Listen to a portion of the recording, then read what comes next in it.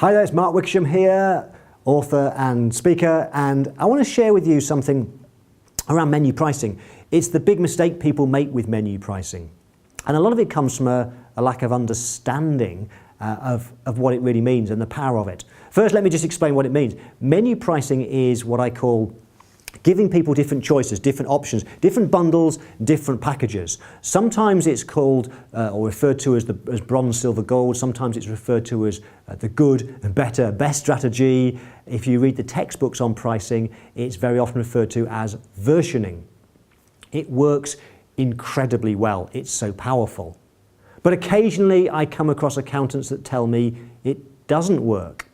And that always leaves me intrigued because the research, the evidence is absolutely clear on this. It is powerful. And what I've found out is that many people do it wrong, partly through a lack of understanding or lack of knowing how the process for building your packages and giving people the right packages, the right choice.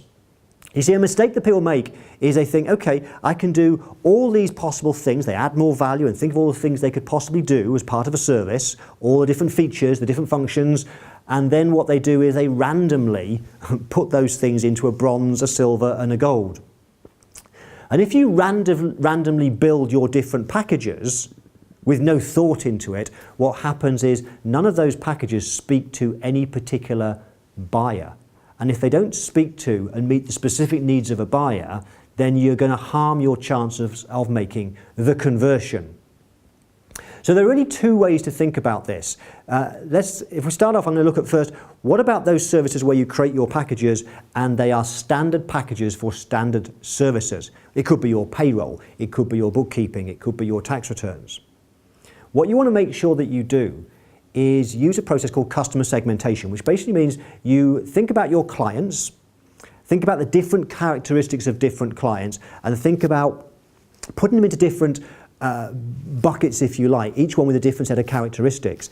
And what you then do is, having understood the different types of clients, you then build your packages to meet their very specific needs. Now, what if you're doing a bespoke proposal, though? You're doing perhaps a bigger project, a one-off project for a particular client. You might say, well, in that case, we know exactly what they want. We don't need to give them different choices. No, we absolutely should if we want to get a higher price.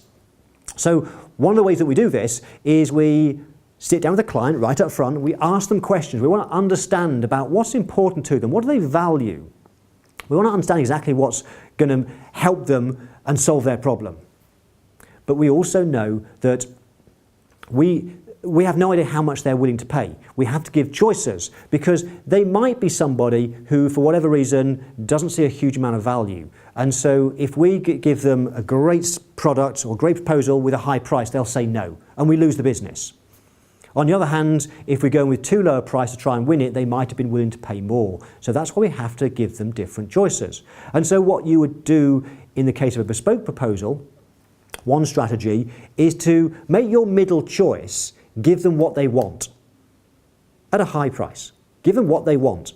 But then you have a cut down version at a lower price, which is the one that they will choose if they are not willing to pay the price that you want. Rather than losing the business, you have an alternative for them at a lower price. Most people won't choose that because it doesn't contain all the things they want.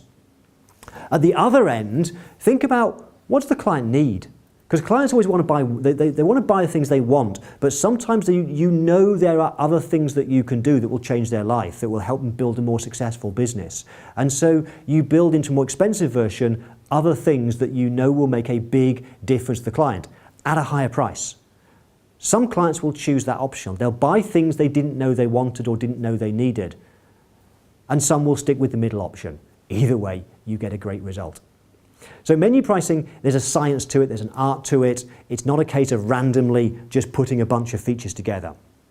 If you want to find out more, I'll put below here, there's some links to some other resources. I run a monthly free training session every single month. Come and join me online, just register to be on the list, and I'll invite you to my value pricing training sessions. Thank you for watching.